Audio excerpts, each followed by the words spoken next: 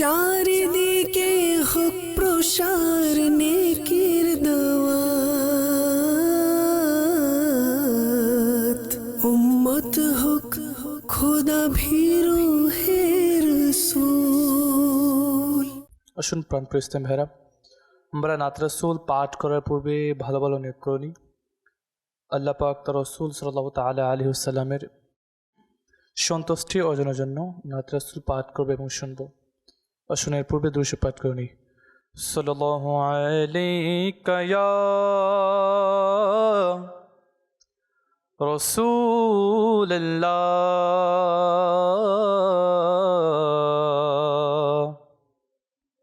وسلم عليك يا حبيب الله صلى الله عليك يا رسول الله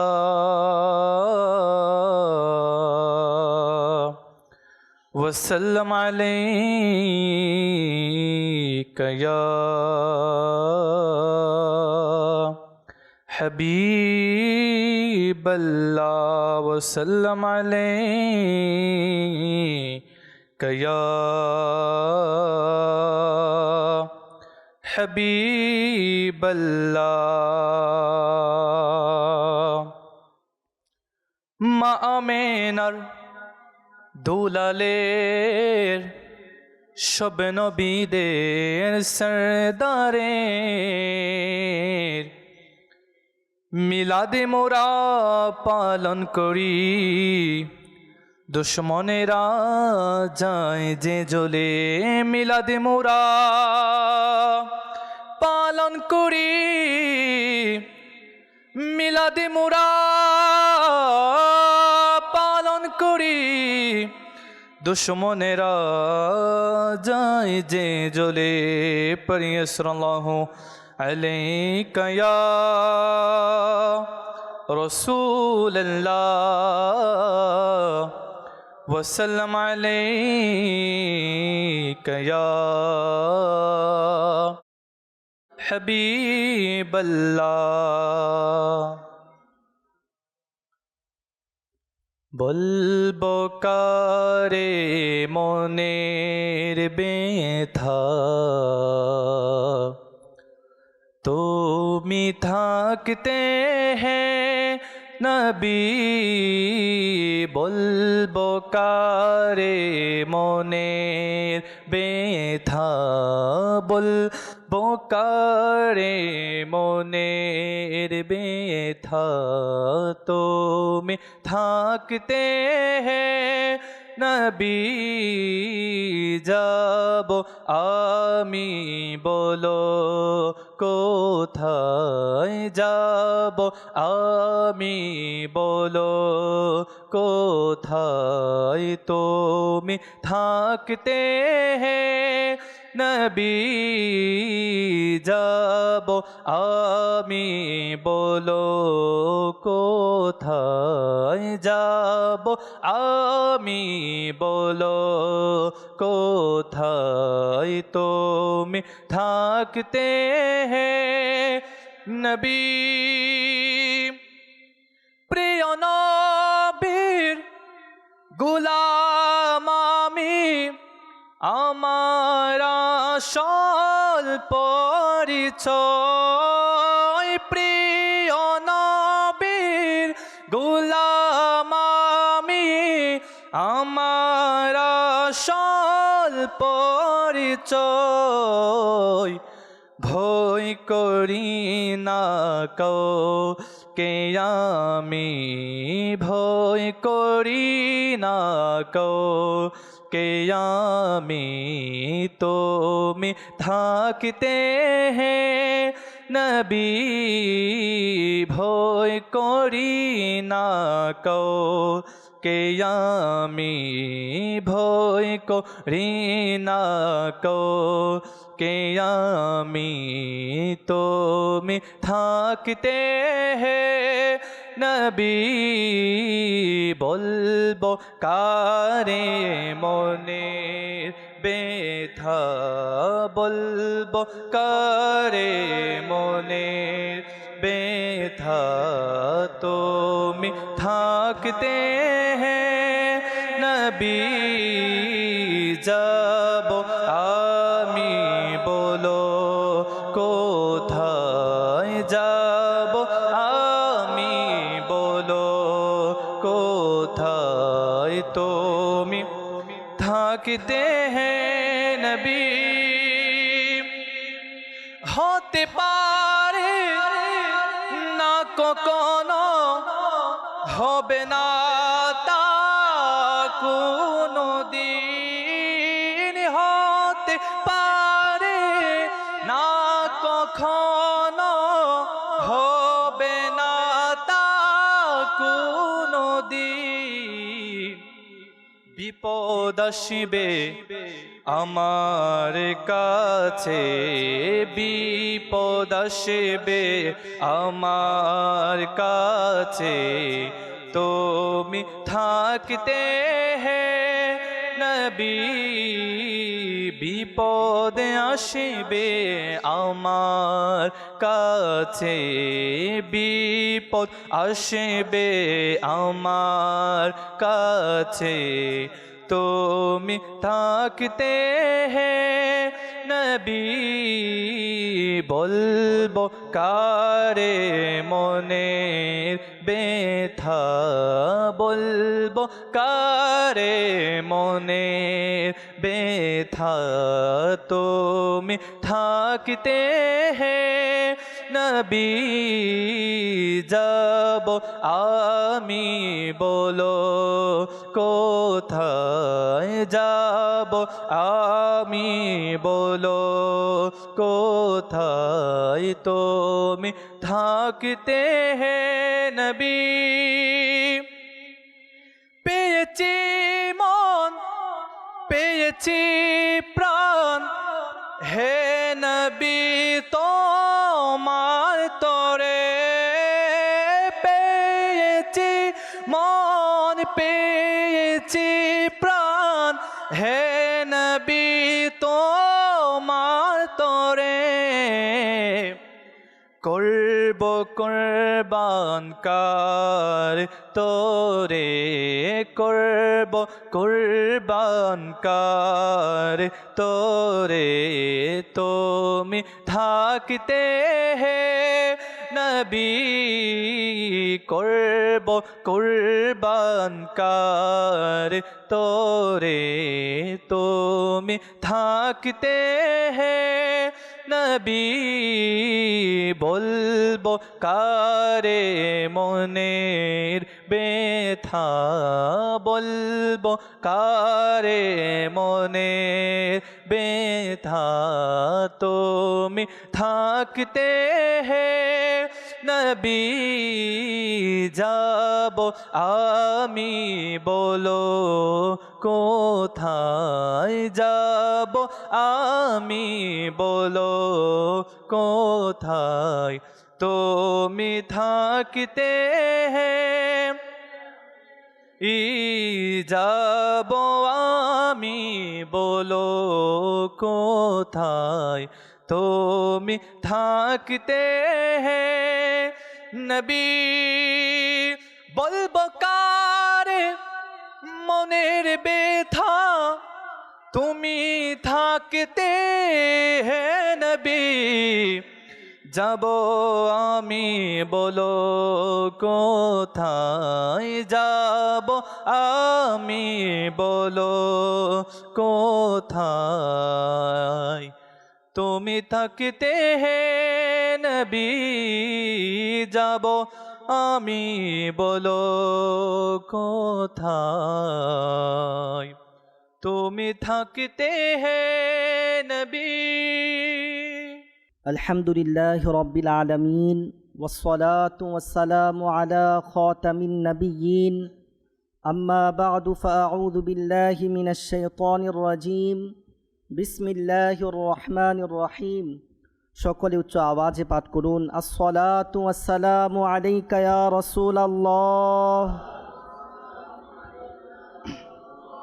الصلاة والسلام عليك يا حبيب الله الصلاة والسلام عليك يا نبي الله وعلى آلك وأصحابك يا نور الله আসুন প্রিয় ইসলামী ভাইরা, আমরা বয়ান শ্রবণ করার পূর্বে ভালো ভালো নিয়ত করে নেই। কেননা হাদিসে মুবারকার মধ্যে ইরশাদ হচ্ছে আফদলুল আমালি আন নিয়াতুস সাদিকা, অর্থাৎ সত্য নিয়াত সবচেয়ে উত্তম আমল। যখনই কোনো ভালো কাজ করার আমরা ইচ্ছা পোষণ করব, সেই ভালো কাজের পূর্বে আমরা নিয়ত করে নিব। যদি কোনো কারণে আমাদের দ্বারা সেই কাজটা করা সম্ভব নাও হয়, ওই নিয়ত করার বরকতে ওই যে সাচ্চা নিয়ত করেছিলাম, সত্য নিয়ত করেছিলাম, ওই নিয়তের কারণে ওই আমলের সওয়াব আমাদের আমল নামায় লিখে দেওয়া হবে। বলা হচ্ছে বান্দার নিয়ত যত বেশি হবে তার সওয়াবও তত বেশি হবে, এমনকি বান্দার নিয়তের কারণে তাকে জান্নাতে প্রবেশ করিয়ে দেওয়া হবে। আসুন আমরা দুরুদে পাকের ফজিলত সম্পর্কে হাদিসে মুবারকা শ্রবণ করে নেই। আল্লাহ পাকের সর্বশেষ নবী রসুল আরবি সাল্লাল্লাহু আলাইহি ওয়া আলিহি ওয়াসাল্লাম ইরশাদ করেছেন, যেটি ইসলামের প্রথম খলিফা সৈয়দুনা আবু বকর সিদ্দিক রাদিয়াল্লাহু তাআলা আনহু থেকে বর্ণিত। তিনি বলেন, আসসালাতু আলান নবী সাল্লাল্লাহু আলাইহি ওয়া আলিহি ওয়াসাল্লাম আমহাকুলিল খতায়া মিনাল মাইলিন নারি, যে রসুল্লাহ সাল্লাল্লাহু আলাইহি সাল্লামের প্রতি দুরুদে পাক পাঠ করা যেমনিভাবে আগুনকে পানি নিভিয়ে দেয়, তার চেয়েও দ্রুত রসুলে পাকের প্রতি দুরুদে পাক পাঠকারী ব্যক্তির গুনাহকে ক্ষমা করে দেওয়া হয়। এরপর হজরতে সৈয়দুনা আবু বকর সিদ্দিক রাদিয়াল্লাহু তাআলা আনহু বলেন, আসসালামু আলান নবী সাল্লাল্লাহু আলাইহি ওয়া আলিহি ওয়াসাল্লাম আফদলু মিন ইতকির রিকাবি, এবং প্রিয় নবী রসুল আরবি সাল্লাল্লাহু আলাইহি সাল্লামের প্রতি সালাম প্রেরণ করা গোলাম আজাদ করার চেয়ে উত্তম রয়েছে। আমরা প্রিয় নবী রসুল আরবি সাল্লাল্লাহু আলাইহি সাল্লামের প্রতি অধিক হারে দুরুদে পাক পাঠ করব। আসুন আমরা একবার মজলিসের বরকতে দুরুদে পাক পাঠ করে নেই। সল্লু আলাল হাবিব সাল্লাল্লাহু তাআলা আলা মুহাম্মদ সাল্লাল্লাহু তাআলা আলাইহি ওয়া আলিহি ওয়াসাল্লাম। প্রিয় ইসলামী ভাইরা, আমরা এই বয়ানের পূর্বে নিয়ত করে নিচ্ছি যে এই বয়ান থেকে যা শ্রবণ করব নিজে আমল করার চেষ্টা করব এবং অপর ইসলামী ভাইয়ের নিকট পৌঁছানোর চেষ্টা করব ইনশাআল্লাহ। আসুন আমরা বয়ানের দিকে অগ্রসর হয়। বলা হচ্ছে, একজন নেককার বুজুর্গ তিনি বলেন, আমার একজন প্রতিবেশী ছিল, সে খুবই গুনাহগার ছিল। সে এমন গুনাহগার ছিল, তার গুনাহের কারণে আমি বিরক্ত হয়ে আমার বাসস্থান পরিবর্তন করি এবং তার থেকে দূরে চলে যাই। কিছুদিন পর আমার কাছে খবর আসলো, ওই যে আমার প্রতিবেশী যার গুনাহের উপর বিরক্ত হয়ে আমি আমার বাসস্থান পরিবর্তন করেছি, সেই ব্যক্তি মারা গিয়েছে। তার মৃত্যুর পর একজন লোক আমার কাছে আসলো। সে এসে আমাকে বলল যে তোমার সেই প্রতিবেশীর কবরের নিকট চলো। তখন সেই ব্যক্তি এসে আমাকে সেই মৃত প্রতিবেশীর কবরের নিকট নিয়ে গেল। এরপর কবর খুলল।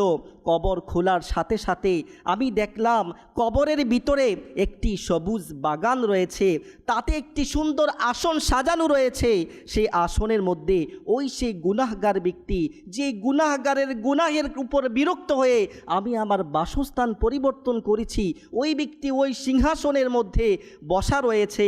তখন আমি অবাক হয়ে জিজ্ঞাসা করলাম, তোমার এই মর্যাদা কিভাবে অর্জন হলো? তুমি তো ছিলে গুনাহগার, তোমার গুনাহের উপর বিরক্ত হয়ে আমি ওই স্থানে থাকতে পারিনি, স্থান চেঞ্জ করে আমি চলে এসেছি, আর তোমার কবরের মধ্যে দেখতে পেলাম সবুজ বাগান সজ্জিত, সিংহাসন রয়েছে, সেখানে তুমি সমাসীন হয়ে রয়েছ। এর বরকতটা কি? কোন কারণে তোমার এই মর্যাদা মিলেছে? সেই ব্যক্তি বলল, আমার তো এমন কোনো নেক আমল ছিল না, কিন্তু আমি প্রত্যেক নামাজের পর এইভাবে দোয়া করতাম, আল্লাহুম্মা রদি আন আবি বকরিন ওয়া উমারা ওয়া উসমানা ওয়া আলিয়িন ওয়ারহামনি বিহুব্বিহিম। হে আমার প্রতিপালক, তুমি আবু বকর, উমর, উসমান এবং আলী রাদিয়াল্লাহু তাআলা আনহুম এই যে 4 সাহাবী রয়েছে তাদের প্রতি তুমি সন্তুষ্ট হও, এবং হে আমার প্রতিপালক তাদেরকে যে মোহাব্বত করি ওই মোহাব্বতের উসিলায় তুমি আমার প্রতি দয়া করো। বাস এই দোয়া যে করেছি আল্লাহ পাকের কাছে, যদিও আমি গুনাহগার ছিলাম, আমার ওই দোয়ার কারণে আল্লাহ তাবারক ওয়া তাআলা আমাকে ক্ষমা করে দিয়েছেন এবং আমার কবরকে জান্নাতের এই সুসজ্জিত বাগান বানিয়ে দিয়েছেন। প্রিয় ইসলামী ভাইরা, নিঃসন্দেহে এটা সত্য যে আল্লাহ তাবারক ওয়া তাআলার রহমত বাহানা খুঁজে, কেনই বা খুঁজবে না?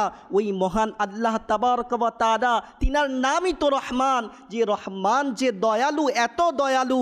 হাদিসে কুদসির মধ্যে রয়েছে আল্লাহ তাআলা ইরশাদ করেন, ইন্নাল্লাহা লাম্মা কদাল খলক কাতাবা ইনদাহু ফাওকা আরশিহি ইন্না রহমাতি সাবাকাত গাদাবি, যে আল্লাহ তাবারক ওয়া তাআলা যখন মাখলুক সৃষ্টি করলেন তখন আল্লাহ তাআলার কাছে আরশের উপরের মধ্যে আল্লাহ লিখে দিলেন, ইন্না রহমাতি সাবাকাত গাদাবি, আমার যে রহমত রয়েছে, আমার যে রাগ আছে, ওই রাগের চেয়েও আমার রহমত হচ্ছে অগ্রগতি। ওই আল্লাহ তাবারক ওয়া তাআলা বান্দা হাজার গুনাহ করে ফেলে, ওই গুনাহ করার পর যদি কোনো একটি নেক আমল এমন করে ফেলে যে আমলকে উসিলা করে আল্লাহ তাআলা তার গুনাহকে নজরআন্দাজ করে, আল্লাহ তার গুনাহকে ক্ষমা করে তাকে এমন বানিয়ে দেয়, তার কবরকে জান্নাতের বাগান বানিয়ে দেয়, তাকে ক্ষমা করিয়ে দেয়। আমরা যদি বিগত হাদিসগুলোর দিকে তাকাই, বিশ্বর হাফি রাদিয়াল্লাহু তাআলা আনহু, তিনিও তো মদ্যপায়ী ছিলেন, গুনাহগার ছিলেন, একটি মাত্র নেক আমল করেছিলেন, আল্লাহ তাআলার নামের সম্মান করেছিলেন। ওই একটি নেক আমলের বরকতে আল্লাহ তাবারক ওয়া তাআলা জামানার ওলি বানিয়ে দিলেন। শুধু তাই নয়, ঘোষণা হলো বিশ্বর হাফিকে যে ভালোবাসবে আল্লাহ তাবারক ওয়া তাআলা তাকেও ক্ষমা করে দিবেন। যদি এইভাবে দেখি, অসংখ্য এমন ঘটনা রয়েছে, মহিলা বেবিচারী ছিল কিন্তু একদিন কুকুরকে পানি পান করিয়েছে, ওই আমলের বরকতে তাকেও ক্ষমা করে দিয়েছে। কিন্তু আমাদের এটাও ভয় পাওয়া উচিত যে আল্লাহ তাবারক ওয়া তাআলা হাজার গুনাহ সত্ত্বেও একটি এমন নেক কাজ করে যেই নেক আমলের বরকতে তাকে ক্ষমা করে দেয়। কিন্তু এটাও মনে রাখতে হবে, ব্যক্তি হাজার নেককার হোক, ব্যক্তি হাজার নামাজি হোক, হাজার হজকারী হোক, যদি কোনো এমন এক গুনাহ করে ফেলে, ওই গুনাহের কারণে আল্লাহ যদি পাকড়াও করে, তার না কোনো নামাজ কাজে আসবে, না কোনো নেক আমল কাজে আসবে। তাই সর্ব অবস্থায় আল্লাহ তাআলার হিকমতের উপর ভয় পাওয়া উচিত, আল্লাহ তাবারক ওয়া তাআলার কাছে সবসময় ক্ষমা প্রার্থনা করা উচিত। প্রিয় ইসলামী ভাইরা, এই যে দোয়ার বরকত আমরা শুনলাম, যে দোয়ার বরকতে ওই গুনাহগার ব্যক্তির গুনাহ ক্ষমা হয়ে গিয়েছে, কবর জান্নাতের বাগান হয়ে গিয়েছে, তার জন্য নিয়ামত রাজির ব্যবস্থা হয়ে গিয়েছে। দোয়াটি খুবই সংক্ষিপ্ত, আমরাও নিয়ত করে নেই, এই দোয়াটি আমরা মুখস্থ করে নিব।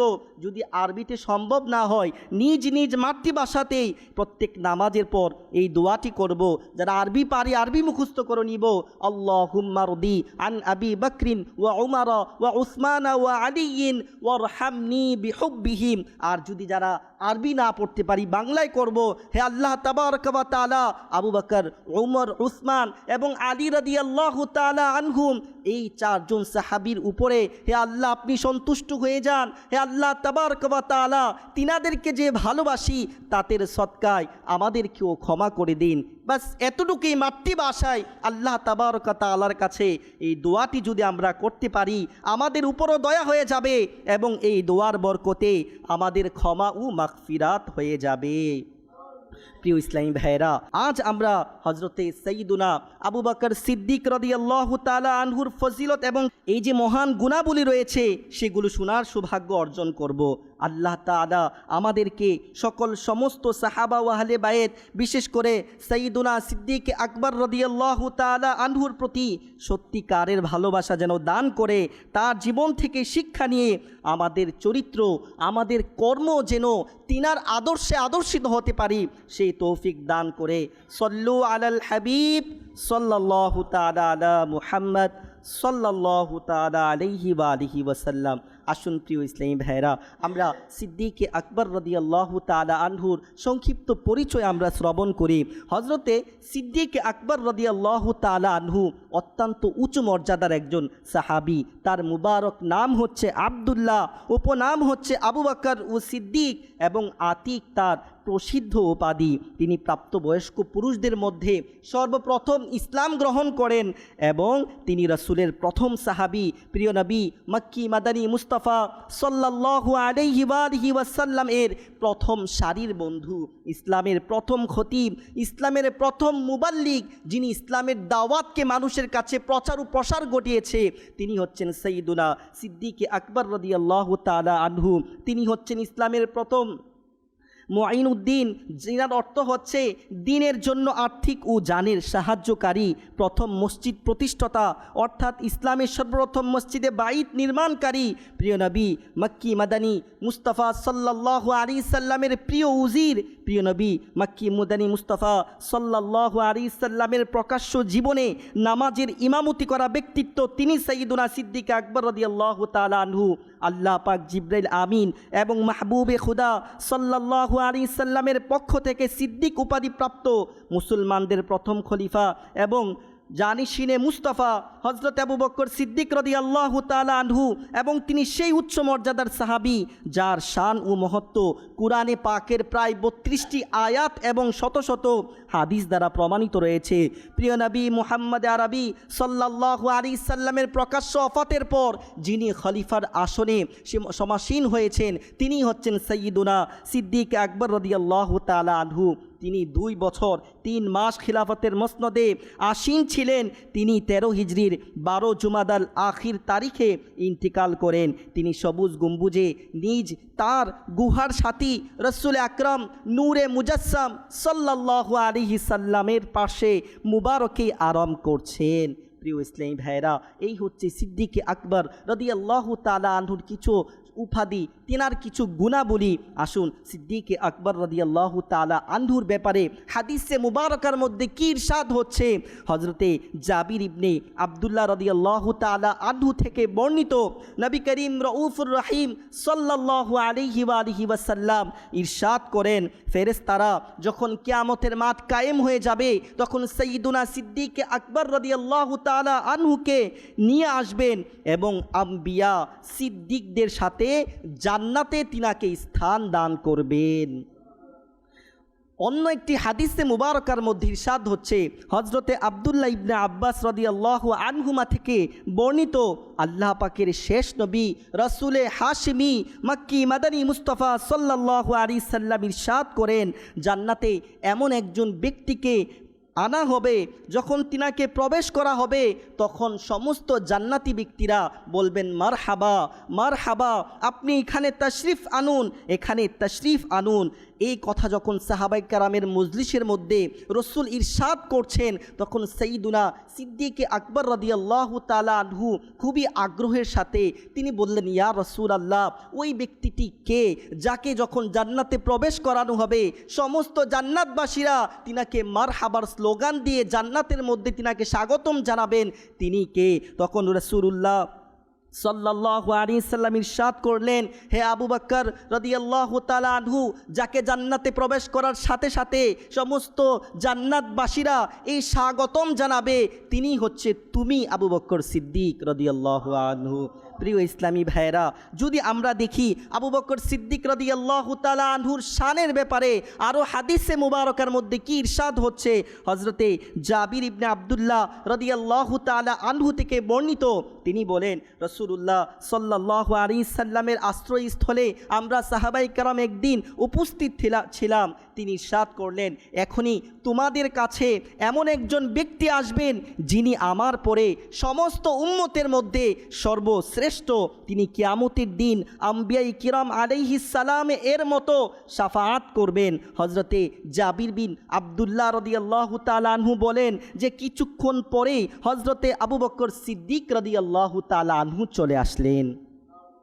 তখন রাসূলুল্লাহ সাল্লাল্লাহু আলাইহি সাল্লাম সাইয়্যিদুনা সিদ্দিক আকবর রাদিয়াল্লাহু তাআলা আনহুকে তিনি কাছে আনলেন এবং উঠে তার কপালে চুমু দিলেন এবং তিনাকে আলিঙ্গন করলেন। প্রিয় ইসলামী ভাইরা, আমাদের আকা মাক্কি মাদানী মুস্তাফা সাল্লাল্লাহু আলাইহি সাল্লামের যে বিশিষ্ট সাহাবী, যিনি আবু বকর রাদিয়াল্লাহু তাআলা আনহু, তিনি মুসলমানদের প্রথম খলিফা। তিনার একটি বৈশিষ্ট্য ছিল যে তিনি রাসূলুল্লাহ সাল্লাল্লাহু আলাইহি সাল্লামের গুহার সাথী ছিলেন। মক্কা থেকে যখন মদিনায় হিজরতের সময়, তখন রাসূলুল্লাহ সাল্লাল্লাহু আলাইহি সাল্লাম আবু বকর সিদ্দিক রাদিয়াল্লাহু তাআলা আনহুকে নিয়ে গেলেন। তখন হুজুর সাল্লাল্লাহু আলাইহি সাল্লামের সাথে সাউর গুহায় 3 দিন আবু বকর সিদ্দিক রাদিয়াল্লাহু তাআলা আনহু অবস্থান করেছিলেন। এই 3 দিনে শুধুমাত্র একজন ব্যক্তি রাসূলুল্লাহ সাল্লাল্লাহু আলাইহি সাল্লামের সাথে ছিলেন, আর তিনি ছিলেন ইসলামের প্রথম খলিফা সাইয়্যিদুনা সিদ্দিক আকবর রাদিয়াল্লাহু তাআলা আনহু। যেমন সিদ্দিক আকবর রাদিয়াল্লাহু তাআলা আনহু সাউর গুহার মধ্যে যখন কেউই ছিল না, কারোর সাথে যোগাযোগই ছিল না, ওই সাউর গুহার মধ্যে সিদ্দিক আকবর রাদিয়াল্লাহু তাআলা আনহু প্রিয় নবীর সাথে 3 দিন অবস্থান করে ওই সৌভাগ্য অর্জন করেছেন। প্রিয় ইসলামী ভাইরা, ওই সাউর গুহার মধ্যে অবস্থান যখন করেছিলেন তখন কিছু অদ্ভুত ঘটনাও ঘটেছিল। সুলতানুল মুফাসসিরিন হযরতে আব্দুল্লাহ ইবনে আব্বাস রাদিয়াল্লাহু তাআলা আনহুমা থেকে বর্ণিত, এই অবস্থানের সময় একবার হযরতে আবু বকর সিদ্দিক রাদিয়াল্লাহু তাআলা আনহুর খুবই তৃষ্ণা পেল। তিনি প্রিয় নবী রাসূল আরবি সাল্লাল্লাহু আলাইহি সাল্লামের দরবারে আরজ করলেন।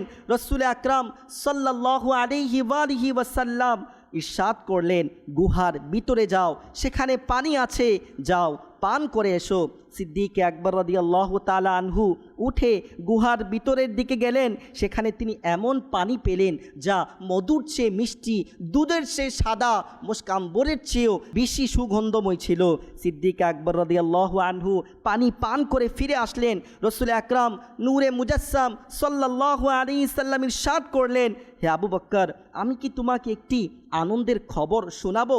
তিনি আরজ করলেন, ইয়া রাসূলুল্লাহ সাল্লাল্লাহু আলাইহি সাল্লাম, আমার পিতামাতা আপনার উপর উৎসর্গ হোক, অবশ্যই সুসংবাদ আমাকে শুনান। তখন তিনি সাল্লাল্লাহু আলাইহি সাল্লাম ইরশাদ করলেন, আল্লাহ পাক জান্নাতের নহর সমূহের জন্য নিযুক্ত ফেরেশতাকে আদেশ দিয়েছিলেন যে তারা যেন জান্নাতুল ফিরদাউসের একটি নহর গুহার ভিতরে প্রবাহিত করে, যাতে আবু বকর পানি পান করতে পারে। এই সুসংবাদ শুনে হযরতে সাইয়্যিদুনা সিদ্দিক আকবর রাদিয়াল্লাহু তাআলা আনহু তিনি আশ্চর্যের সাথে আরজ করলেন, আল্লাহ পাকের নিকট আমার মর্যাদা কি এতই রয়েছে? তিনি ইরশাদ করলেন, হ্যাঁ, বরং এর চেয়ে বেশি রয়েছে। আবু বকর, সেই সত্তার শপথ যিনি আমাকে সত্য নবী হিসাবে পাঠিয়েছেন, তোমার প্রতি বিদ্বেষ পোষণকারী যদি 70 জন নবীর নেকির সমান নেকি নিয়েও আসে, তবুও সে জান্নাতে প্রবেশ করতে পারবে না। প্রিয় ইসলামী ভাইয়েরা, হযরতে সিদ্দিক আকবর রাদিয়াল্লাহু তাআলা আনহুর কি শান! আলহামদুলিল্লাহ, আমার আকা হযরতে সিদ্দিক আকবর রাদিয়াল্লাহু তাআলা আনহু আল্লাহ পাকেরও প্রিয়, আল্লাহ পাকের হাবিব সাল্লাল্লাহু আলাইহি সাল্লামেরও প্রিয়। আল্লাহ পাকের দরবারে তার এমন মর্যাদা যে তার তৃষ্ণা লাগলে জান্নাতি নহরের গতি দুনিয়ার দিকে ঘুরিয়ে দেওয়া হয়। হাদিসে মুবারকার মধ্যে শুনেছি, যত নবী আলাইহিমুসসালাম এসেছেন পৃথিবীর মধ্যে, বলছেন সমস্ত নবী আলাইহিসসালামের পরে সমস্ত মানুষদের মধ্যে যিনি হচ্ছেন শ্রেষ্ঠ, তিনি হচ্ছেন আবু বকর সিদ্দিক রাদিয়াল্লাহু তাআলা আনহু। তিনার মহত্ব আমরা হাদিস থেকে শুনতে পেরেছি। আমরা যদি বিগত ইতিহাসের দিকে যাই, মুসা আলাইহিস সালামের সাহাবীদের যখন পানির তৃষ্ণা পেয়েছিল, মুসা আলাইহিস সালামের এই ঘটনা কুরআনে পাকের মধ্যে ইরশাদ হচ্ছে, তখন তিনার এই সাহাবীদেরকে পাথরে আঘাত করলেন, ঝর্ণা বের হয়েছিল 12টা, সেই ঝর্ণা দ্বারা তারা পানির তৃষ্ণা নিবারণ করলেন। যখন আমার আপনার সাইয়্যিদুনা সিদ্দিক আকবর রাদিয়াল্লাহু তাআলা আনহুর পানির তৃষ্ণা পেলেন, তখন আল্লাহ তাবারক ওয়া তাআলা পাহাড় ভেদ করে পানি বার করেননি। আল্লাহ তাবারক ওয়া তাআলা জান্নাতুল ফিরদাউসের যে নহর রয়েছে, যেই নহরের পানি জান্নাতি ব্যক্তিরা জান্নাতে গেলে পান করতে পারবে, ওই সিদ্দিক আকবরকে আল্লাহ এমন ভালোবাসেন, যিনার শানে কোরআনের আয়াত নাজিল করেছেন, যিনাকে রাসূল সাল্লাল্লাহু আলাইহি সাল্লাম অত্যন্ত ভালোবাসতেন। ওই সিদ্দিকের যখন পানির তৃষ্ণা পেলেন, তখন কোনো পাহাড় ভেদ করে পানি বের করলেন না। আল্লাহ তাবারক ওয়া তাআলা ওই ঝর্ণাগুলো যা জান্নাতে প্রবাহিত হচ্ছিল, ওই প্রবাহমান জান্নাতকে দুনিয়ার সেই গুহার ভিতরে প্রবাহিত করে দিলেন, সিদ্দিক আকবরের তৃষ্ণা মিটিয়ে দিলেন। প্রিয় ইসলামী ভাইরা, আমরা যদি এই ঈমান উদ্দীপক বর্ণনা থেকে আমরা আরও শুনতে পাই সিদ্দিক আকবর রাদিয়াল্লাহু তাআলা আনহুর ব্যাপারে কি ইরশাদ হচ্ছে, বলছে আবু বকর সিদ্দিক রাদিয়াল্লাহু তাআলা আনহুর প্রতি যদি কেউ বিদ্বেষ পোষণ করে, হাদিসে মুবারকা, যদি সে ব্যক্তি যে বিদ্বেষ পোষণ করছে 70 জন নবীর নেকির সমান নেকিও নিয়ে সে হাজির হয়, তার সেই নেকি কোনো কাজে আসবে না। আল্লাহ তাবারক ওয়া তাআলা তার এই নেকির কোনো দাম দিবেন না। প্রিয় ইসলামী ভাইয়েরা, যদি দেখি সে ব্যক্তি জান্নাতে প্রবেশ করতে পারবে না যে ব্যক্তি সিদ্দিক আকবর রাদিয়াল্লাহু তাআলা আনহুর প্রতি বিদ্বেষ পোষণ করে। আল্লাহু আকবার, কি শিক্ষণীয় বিষয়! শুধুমাত্র একজন নবী আলাইহিস সালামের নেকির সমান নেকি কার হতে পারে? বরং তো আউলিয়াই কিরাম তো এটা বলেন যে আমরা যদি হাজারো নেকি করে ফেলি, সাহাবাই কিরাম যে ঘোড়া দৌড়িয়েছেন সেই ঘোড়ার খুরের নিচের মাটির সমানও হতে পারবো না। আর হাদিসে মুবারকার মধ্যে ইরশাদ হচ্ছে যে 70 জন নবীর নেকির সমানও যদি নেকি নিয়ে আসে, সে ব্যক্তি জান্নাতে প্রবেশ করতে পারবে না। প্রিয় ইসলামী ভাইরা, নবী তো নবী, তাদের মতো নেক আমল কে করতে পারবে? আমাদের মতো গুনাহগার তো দূরের কথা, বড় বড় আউলিয়াই কিরামের নেকি ও নবীদের নেকির সমান হতে পারে না। কিন্তু শিক্ষণীয় বিষয় দেখুন, যদি কেউ এত নেকি করেও নেই কিন্তু তার অন্তরে সিদ্দিক আকবর রাদিয়াল্লাহু তাআলা আনহুর প্রতি যদি বিদ্বেষ থাকে, তাহলে শুধু এই একটি মন্দ বৈশিষ্ট্যই এত বড় যে তা সমস্ত নেকির উপর ভারী হয়ে যাবে, সেই লোকটি জান্নাত থেকে বঞ্চিত হয়ে যাবে। আল আমানু আল হাফিজ, আল্লাহ তাবারক ওয়া তাআলা আমাদেরকে এইসব থেকে হিফাজতে রাখুক। সিদ্দিক আকবর রাদিয়াল্লাহু তাআলা আনহুর প্রতি আমাদের ভালোবাসাকে আরও বৃদ্ধি করে দিক। সাহাবী রাসূল হযরতে আনাস বিন মালিক রাদিয়াল্লাহু তাআলা আনহু থেকে বর্ণিত, একদিন রাসূলুল্লাহ সাল্লাল্লাহু আলাইহি ওয়া আলিহি ওয়াসাল্লাম আপন মিম্বরের মধ্যে উপবিষ্ট ছিলেন, আল্লাহ পাকের হামদু সানা বর্ণনা করলেন, এরপর ইরশাদ করলেন, আবু বকর কোথায়? সিদ্দিক আকবর রাদিয়াল্লাহু তাআলা আনহু তিনি আরজ করলেন, ইয়া রাসূলুল্লাহ সাল্লাল্লাহু আলাইহি সাল্লাম, আমি এখানেই উপস্থিত রয়েছি। তখন আল্লাহর রসুল সাল্লাল্লাহু আলাইহি সাল্লাম ইরশাদ করলেন, হে আবু বকর, তুমি আমার কাছে এসো। যখন তিনি রাসূলুল্লাহ সাল্লাল্লাহু আলাইহি সাল্লামের কাছে আসলেন, তখন রাসূলুল্লাহ সাল্লাল্লাহু আলাইহি সাল্লাম আবু বকর সিদ্দিক রাদিয়াল্লাহু তাআলা আনহুকে নিজের মুবারক বুকের সাথে জড়িয়ে নিলেন এবং সেই নুরানি ঠোঁট মুবারক দ্বারা আবু বকর রাদিয়াল্লাহু তাআলা আনহুর কপালের মধ্যে চুম্বন করলেন। এবং হজরতে আনাস বিন মালিক তিনি আরও বলেন, আমরা দেখলাম যে সময় রসুল আকরাম নূরে মুজাসসাম সাল্লাল্লাহু আলাইহি সাল্লামে যখন আবু বকর সিদ্দিক রাদিয়াল্লাহু তাআলা আনহুকে বুকে লাগিয়ে কপালে চুম্বন করছে, তখন রাসূলুল্লাহ সাল্লাল্লাহু আলাইহি সাল্লামের মুবারক চোখ দ্বারা অশ্রু প্রবাহিত হচ্ছে। তিনি সিদ্দিক আকবর রাদিয়াল্লাহু তাআলা আনহুর হাতকে উঁচু করে ধরলেন এবং তিনি বললেন, হে সাহাবে কেরাম, ইনি হচ্ছেন মুহাজিরদের নেতা, ইনি হচ্ছেন আনসারদের নেতা, ইনি হচ্ছেন আবু বকর সিদ্দিক। তখন ইনি আমাকে বলছেন, রাসূলুল্লাহ সাল্লাল্লাহু আলাইহি সাল্লাম, এই আবু বকর আমাকে সেই সময় সত্যায়ন করেছে যখন লোকেরা আমাকে মিথ্যা প্রতিপন্ন করেছিল। অতএব যে তার প্রতি বিদ্বেষ পোষণ করে তার উপর আল্লাহ পাকের অভিশাপ এবং অভিশাপকারীদেরও তার উপর অভিশাপ, যে সিদ্দিক আকবর রাদিয়াল্লাহু তাআলা আনহুর প্রতি বিদ্বেষ পোষণ করবে। আল্লাহ পাকের আশ্রয় হে আশিকানে রসুল, দোয়া করুন যে আল্লাহ পাক যেন আমাদেরকে মৃত্যু পর্যন্ত এমন দুর্ভাগ্য থেকে রক্ষা করে, আমাদেরকে যেন এই সৌভাগ্য দান করে সমস্ত সাহাবায়ে কেরাম আলাইহিমুর রিদওয়ানের প্রতি আমাদের ভালোবাসা থাকা, আমাদেরকে যেন আল্লাহ তাবারক ওয়া তাআলা সাহাবায়ে কেরামদের মুহিব্বি বানায় বা সাহাবায়ে কেরাম আলাইহিমুর রিদওয়ানকে ভালোবাসা পোষণকারী বানায়, সেই তৌফিক যেন আল্লাহ তাআলা আমাদেরকে দান করে। সকলে বলুন আমিন। ইমাম ইবনে আবিদ দুনিয়া রহমাতুল্লাহি তাআলা আলাই, ইমাম বুখারী রহমাতুল্লাহি আলাইহির পূর্বের একজন বুজুর্গ, হাদিস শাস্ত্রে তার অনেক সুনাম রয়েছে। তিনি লিখেন, মাদাইনে এক ব্যক্তির ইন্তিকাল হলো, পরিবারের সদস্যরা মৃত ব্যক্তির উপর কাপড় ঢেকে দিল এবং গোসল ও কাফনের প্রস্তুতি নিতে লাগলেন। যারা মৃত ব্যক্তির কাছে বসা ছিল তাদের বক্তব্য হলো, আমরা দেখতে পেলাম হঠাৎ এই মৃত ব্যক্তি সে কেঁপে উঠল, নড়াচড়া করে উঠল এবং মৃত ব্যক্তির মুখ থেকে কাপড় সরে গেল। এরপর সেই ব্যক্তি যার ইন্তিকাল হয়েছে সে উঠে বলতে লাগলো, মাদাইনের মসজিদে কিছু লোক আছে যারা সাইয়্যিদুনা সিদ্দিক আকবর রাদিয়াল্লাহু তাআলা আনহু, হযরতে উমর রাদিয়াল্লাহু তাআলা আনহু, এই দুই সাহাবীর ব্যাপারে মন্দ কথা বলছে যে ফেরেশতারা আমার রূহ কবজ করতে এসেছিল। ওই ফেরেশতারা আমার রূহ কবজ করতে এসে ওই যে মাদাইনের মসজিদের মধ্যে এক ব্যক্তি আবু বকর এবং ওমর রাদিয়াল্লাহু তাআলা আনহুর ব্যাপারে মন্দ কথা বলছিল, আমার রূহ কবজ করা সেই ফেরেশতারা তাদের উপর লানত বর্ষণ করছিল। এবং সে দুবার আস্তাগফিরুল্লাহ আস্তাগফিরুল্লাহ পড়ল, আবার মৃত্যুর ঘুমে আচ্ছন্ন হয়ে গেল। প্রিয় ইসলামী ভাইয়েরা, এই যে অভিশাপ মানে হলো আল্লাহ পাকের রহমত থেকে দূরত্ব ও বঞ্চনা। এখানে লক্ষ্য করুন, যে ব্যক্তির উপর ফেরেশতারা অভিশাপ পাঠায় সেই ব্যক্তির মর্যাদা কেমন হবে, তার লাঞ্ছনা কেমন হবে, তার অবস্থা কত কঠোর হবে, কিভাবে তার সমস্যাগুলো সহজ হবে।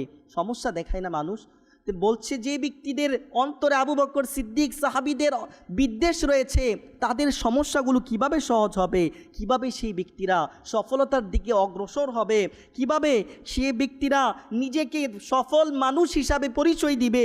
তারপর বড় কথা হলো, যার উপর ফেরেশতাদের অভিশাপ বর্ষিত হয়, যদি সে তাওবা না করে দুনিয়া থেকে চলে যায় তাহলে কি হবে তার কবরে, তার হাসরে কি হবে, তার যে কিয়ামতের ময়দান হবে, তার সেই ময়দানের আমল নামার মধ্যে তার আমলের হিসাবই কি হবে।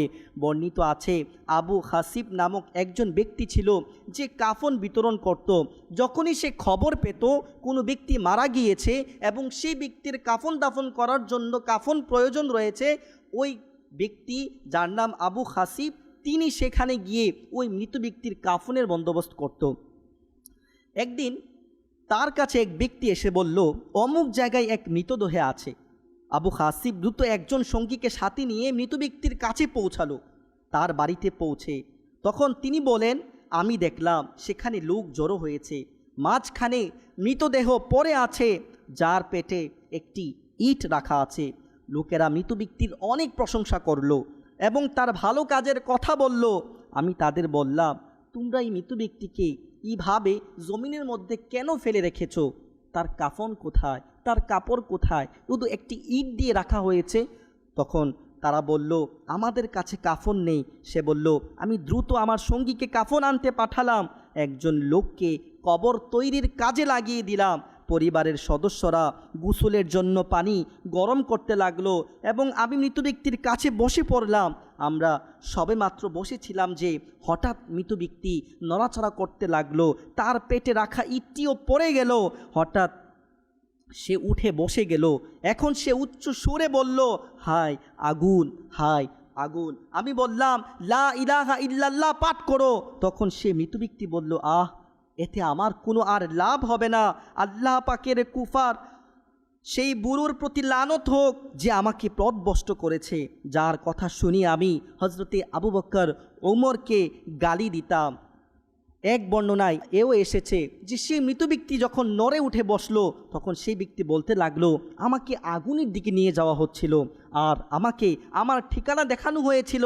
তারপর বলা হয়েছিল, ফিরে যাও, তুমি মানুষদের কাছে গিয়ে বলো তোমার ঠিকানার কথা জানিয়ে দাও। তারপর আমাকে আবার জাগিয়ে দেওয়া হলো যেন মানুষকে বলতে পারি কোন কারণে আমারই আযাব হচ্ছে, কোন কারণে মৃত্যুর পর আমাকে আগুনের দিকে অগ্রসর করছিল। প্রিয় মাদানী চ্যানেলের দর্শক শ্রোতা ও আমাদের প্রিয় ইসলামী ভাইরা, যদি আমরা একটু মনোযোগ দিয়ে শুনি যে সেই ব্যক্তি যখন মারা গিয়েছিল মৃত থেকে জীবিত হয়ে কী বলেছিল, কুফার ওই বুড়ো ব্যক্তির উপর লানত হোক যে আমাকে, যার কারণে আমি আবু বকর এবং উমরকে গালি দিতাম। আপনি যদি দেখেন ওই ব্যক্তিকে লানত করছে মৃত্যুর পর, আফসোস করছে মৃত্যুর পর, কিন্তু এখন আর আফসোস করার কোনো লাভ নেই। এখন সে ব্যক্তি যতই আফসোস করুক, বলা হচ্ছে তাকে লা ইলাহা ইল্লাল্লাহ পাঠ করতে বলা হয়েছে, সে বলছে এটা এখন আর কোনো কাজ দিবে না। তো দুনিয়ায় থাকতে আমাদের সময় কারোর ফাঁদে পড়ে কেউ যদি সাহাবীদেরকে বিন্দু পরিমাণ বিদ্বেষ পোষণ করে গালি দেয়, তাদেরকে অবমাননা করে, তাদের মর্যাদার উপর কটু কথা বলে, তাহলে তাদের সংস্পর্শ থেকে সাথে সাথে নিজেকে আলাদা করে দেওয়া উচিত। কারণ দুনিয়া থাকা অবস্থায় যদি এ কাজটা না করতে পারি, মৃত্যুর পর যখন আমাকে আপনাকে আগুনের দিকে নিয়ে যাওয়া হবে, তখন যদি জীবিত হয়েও যায় তখন আর কোনো লাভ হবে না।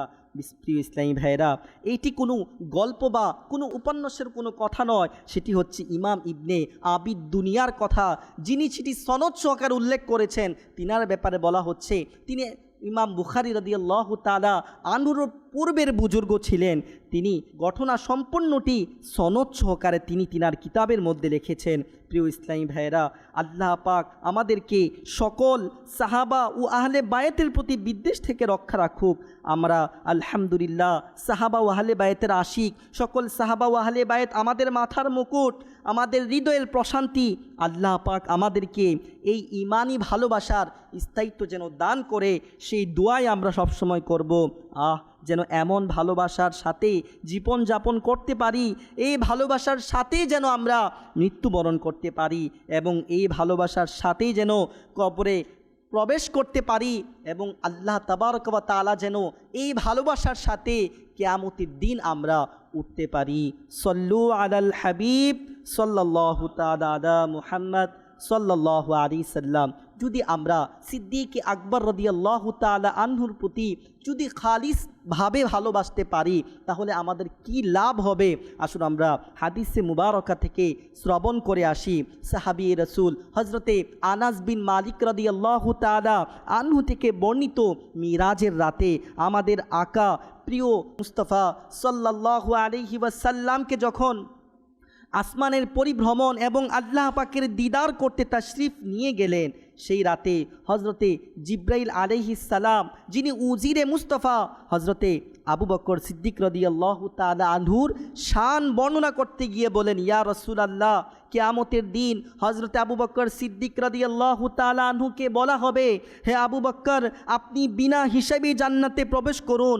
তখন ওই সুসংবাদ শোনার পরেও একটু চিন্তা করুন, কিয়ামতের ময়দান যখন কায়েম হবে, আল্লাহ তাবারক ওয়া তাআলা হযরতে আবু বকর সিদ্দিক রাদিয়াল্লাহু তাআলা আনহুকে বিনা হিসেবে জান্নাতে প্রবেশ করার ঘোষণা দিবেন। আবু বকর সিদ্দিক রাদিয়াল্লাহু তাআলা আনহু তিনি ঘোষণা শুনে সাথে সাথে জান্নাতে প্রবেশ করবেন না, তাহলে কি করবে? হাদিসে মুবারক আমাদেরকে বলে দেয়। হাদিসে মুবারকার মধ্যে ইরশাদ হচ্ছে, সেই মুহূর্তের মধ্যে সিদ্দিক আকবর রাদিয়াল্লাহু তাআলা আনহু তিনি বলবেন, যতক্ষণ না আমার প্রতি ভালোবাসা পোষণকারী ব্যক্তিগুলোকে আমার সাথে জান্নাতে না নিয়ে যাওয়া হয়, ততক্ষণ পর্যন্ত জান্নাতে আমি প্রবেশ করব না। প্রিয় ইসলামী ভাইরা, এই হচ্ছে সিদ্দিক আকবর রাদিয়াল্লাহু তাআলা আনহু। তিনি তো দেখেছেন তিনার আকা হুজুর সাল্লাল্লাহু আলাইহি সাল্লাম উম্মতের প্রতি কেমন ভালোবাসা ছিলেন, উম্মতের জন্য কেমন কান্না করতেন। তিনি নিজের জীবনকে উম্মতের জন্য উৎসর্গ করে দিয়েছেন, উম্মতের খেরখোয়াই, উম্মতের ভালোর জন্য তিনি সমস্ত কিছু করেছেন। শুধু দুনিয়াতে সেটা তিনি রেখে যাননি। বলা হচ্ছে কিয়ামতের যখন মাঠ কায়েম হবে, তিনাকে যখন সুসংবাদ দেওয়া হবে, তিনি জান্নাতে প্রবেশ না করে আল্লাহ পাকের দরবারে আরজ করবে, আল্লাহ, আমি ততক্ষণ জান্নাতে যাব না যতক্ষণ পর্যন্ত আমাকে ভালোবাসা পোষণকারী ব্যক্তি আমার সাথে জান্নাতে না যায়। প্রিয় ইসলামী ভাইরা, যদি আমরা দেখি মুসলমানদের প্রথম খলিফা হযরতে আবু বকর সিদ্দিক রাদিয়াল্লাহু তাআলা আনহুর গুণাবলীর মধ্যে একটি গুণ এটিও যে কিয়ামত পর্যন্ত আগমনকারী মুসলমানদেরকে তার অনুসরণ করতে, তার পদাঙ্ক অনুসরণ করতে এবং তার জীবনকে নিজেদের জন্য জীবন আদর্শ বানানোর আদেশ দেওয়া হয়েছে। আল্লাহ তাবারক ওয়া তাআলা দুনিয়ার মানুষকে একজনকে যে আইডিয়াল বানাতে হবে, কাউকে যে পথ প্রদর্শক বানাতে হবে, আল্লাহ তাবারক ওয়া তাআলা কুরআনে পাকের মধ্যে ইরশাদ করে দিয়েছেন, কুনু রব্বানিয়িনা, যার কানজুল ইমানের অনুবাদ হচ্ছে আল্লাহ ওয়ালা হয়ে যাও। যারা আল্লাহ তাআলাকে মোহাব্বত করে, আল্লাহ তাআলাকে ভালোবাসে, আল্লাহ তাআলার জন্য নিজের জান, নিজের মাল, নিজের সমস্ত সময়কে ব্যয় করে, তাদের মতো হয়ে যাও। হজরতে আবু আব্বাস আতা রহমাতুল্লাহি আলাইহির খিদমতে প্রশ্ন করা হলো, আল্লাহ পাক যে আয়াত নাজিল করেছেন, কুনু রব্বানিয়িনা, আল্লাহ ওয়ালা হয়ে যাও, এই আয়াত দ্বারা কার মতো হওয়ার আদেশ দেওয়া হয়েছে? তিনি বললেন, এই আয়াতে আদেশ করা হচ্ছে যে তোমরা সিদ্দিক আকবর রাদিয়াল্লাহু তাআলা আনহুর মতো আল্লাহ ওয়ালা হয়ে যাও। প্রিয় ইসলামী ভাইয়েরা, আল্লাহ তাআলা হজরতে সিদ্দিক আকবর রাদিয়াল্লাহু তাআলা আনহুকে এমন শান দিয়েছেন, বলা হচ্ছে আম্বিয়ায়ে কিরাম আলাইহিস সালামের পরে সিদ্দিক আকবর রাদিয়াল্লাহু তাআলা আনহুর মতো আল্লাহওয়ালা কেউ নেই। কোরআনে কারিমের অন্য একটি আয়াতে বলা হচ্ছে ওয়াত্তাবি' সাবিলা মান আনাবা ইলাইয়া, যার কানজুল ঈমান থেকে অনুবাদ, আর তারই পথে চলো যে আমার প্রতি প্রত্যাবর্তন করেছে। সুলতানুল মুফাসসিরিন হজরতে সৈয়দুনা আব্দুল্লাহ ইবনে আব্বাস রাদিয়াল্লাহু আনহুমা বলেন, এই আয়াতে কারিমায় মান আনাবা ইলাইয়া অর্থাৎ আল্লাহ পাকের দিকে প্রত্যাবর্তনকারী দ্বারা কাকে বোঝানো হয়েছে, কোন ব্যক্তি আল্লাহ পাকের দিকে প্রত্যাবর্তন করেছে, সেই সুলতানুল মুফাসসিরিন আব্দুল্লাহ ইবনে আব্বাস রাদিয়াল্লাহু তাআলা আনহু বলেন, এই যে মান আনাবা ইলাইয়া আল্লাহ তাআলার দিকে প্রত্যাবর্তনকারী দ্বারা হজরতে সৈয়দুনা সিদ্দিক আকবর রাদিয়াল্লাহু তাআলা আনহুকেই বোঝানো হয়েছে। আমরা যদি ইসলামের ইতিহাস দেখি, রাসূলুল্লাহ সাল্লাল্লাহু আলাইহি সাল্লামের এই প্রিয় সাহাবী যখন রাসূলুল্লাহ সাল্লাল্লাহু আলাইহি সাল্লাম নবুয়াতকে ঘোষণা করেননি, সিদ্দিক আকবর রাদিয়াল্লাহু তাআলা আনহু তিনি ছিলেন ওই ব্যক্তি যিনি সেই সময়ের মধ্যেও কুফুরকে, শিরককে তিনি খুবই অপছন্দ করতেন। তিনি নেক ব্যক্তিদের সাথে যাওয়ার জন্য, আল্লাহ তাআলার পথকে অটুটভাবে ধরে রাখার জন্য এদিক সেদিক সেই সত্যকে তালাশ করতেন। তালাশ করতে করতে যখন তিনি ইয়ামানের সফরে চলে গিয়েছিলেন, তিনি সেখানে ওই ব্যক্তি রাহেবের কথা শুনে আবার ফিরে আসলেন এবং রাসূলুল্লাহ সাল্লাল্লাহু আলাইহি সাল্লামের দামানের সাথে তিনি মিলে ইসলামের প্রথম মুসলমান পুরুষদের মধ্যে তিনি হয়ে গিয়েছিলেন। এভাবেই তিনি আল্লাহ তাআলার দিকে প্রত্যাবর্তন করেছে। আল্লাহ পাক যেন আমাদেরকে এই গুহার সাথী, সাউর গুহার সাথী যিনি সিদ্দিক আকবর রাদিয়াল্লাহু তাআলা আনহু, আমরা যেন তিনাকে অনুসরণ করতে পারি, তিনার পবিত্র চরিত্র, তিনার আচরণ এবং অন্যান্য অভ্যাসসমূহের ফয়েজ লাভ করতে পারি, সেই তৌফিক যেন আল্লাহ তাআলা আমাদেরকেও দান করে, আমিন। প্রিয় ইসলামী ভাইয়েরা, হজরতে সিদ্দিক আকবর রাদিয়াল্লাহু আনহুয়ের আচরণ ও চরিত্র থেকে আমরা এই গ্রহণ করতে পারি যে তিনার জীবনী কেমনভাবে তিনি জীবনকে চালিয়েছে, তিনি কোরআনকে কিভাবে বুঝেছেন, কোরআনের কথাকে নিজের মধ্যে কিভাবে বাস্তবায়ন করেছে, তিনি নিজের জন্য কোরআন থেকে কোন আয়াতগুলোকে পথ প্রদর্শন হিসাবে বানিয়ে নিয়েছে। আসুন আমরা সেটি হাদিসে মুবারকা থেকে শ্রবণ করে নিই। মুসলমানদের প্রথম খলিফা সৈয়দুনা সিদ্দিক আকবর রাদিয়াল্লাহু তাআলা আনহু বলেন, আমি কুরআনুল কারীমের 3টি আয়াতে মুবারকাকে সর্বদা সামনে রেখেছি। যে আয়াতগুলোকে সামনে রেখে আমি আমার জীবনকে চালিয়েছি, যে আয়াতগুলোকে সামনে রেখে আমি আমার পথকে সুগম করেছি, সেই আয়াতগুলো কি? আসুন সেখান থেকে আমরা কি শিক্ষা নিতে পারি? আল্লাহর রাসূল তো বলেছেন না যে সাহাবীরা হচ্ছেন আসমানের তারকার মতো, যাকে অনুসরণ করবে তোমরা হেদায়েত প্রাপ্ত হয়ে যাবে। আসুন সিদ্দিক আকবর রাদিয়াল্লাহু তাআলা আনহু তিনিও তো অনুসরণকারীদের মধ্যে একজন অনুসরক, যাকে আমরা অনুসরণ করতে পারবো। তিনি কোন কাজগুলো করেছেন, কোরআনের কোন 3টি আয়াতকে সামনে রেখে তিনি চলেছেন এবং সেখান থেকে আমরা তিনাকে কিভাবে অনুসরণ করব, আসুন আমরা শ্রবণ করে নেই। তিনি বলেন, প্রথম যে আয়াত, ওয়া ইয়ামসাসকাল্লাহু বিদুররিন ফালা কাশিফা লাহু ইল্লাহু, যার অনুবাদ, এবং আল্লাহ যদি তোমাকে কোনো দুঃখ কষ্ট দেন তবে সেটাকে মোচনকারী তিনি ব্যতীত কেউ নেই। ওয়া ইউরিদকা বিখাইরিন ফালা রাদ্দা লিফাদলিহি, আর যদি তোমার মঙ্গল চান তবে তার অনুগ্রহকে প্রতিহিত করার কেউ নেই।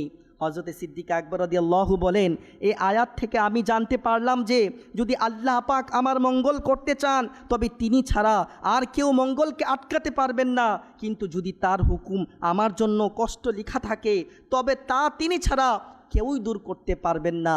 এই যে একটি আয়াত। দ্বিতীয় আয়াতে আল্লাহ পাক ইরশাদ করেন, ফাযকুরুনি আযকুরুকুম, কানজুল ঈমান থেকে অনুবাদ, সুতরাং তোমরা আমাকে স্মরণ করো আমিও তোমাদের চর্চা করব।